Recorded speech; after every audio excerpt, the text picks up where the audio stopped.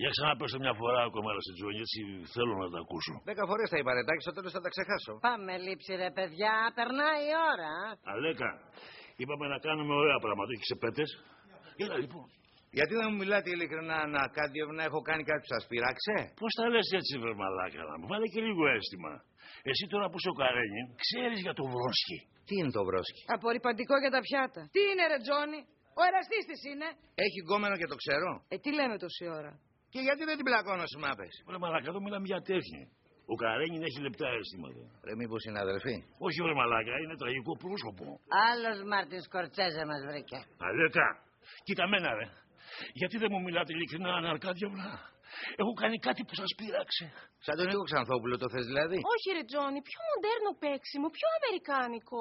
Να το κάνω σε στυλ Ρόμπερτ Ντενίρο. Γιατί δεν μου μιλάτε ειλικρινά, Αναρκάντιευνα, έχω κάνει κάτι που σας πείραξε? Μην κουράς τα χέρια, βρε μαλάκα. Άσε το αίσθημα να βγει από το βλέμμα και το λόγο. Αμά, Ρετάκι, ένα πούτσο ήρθαμε να ρίξουμε και εσύ να μας τρελάνεις.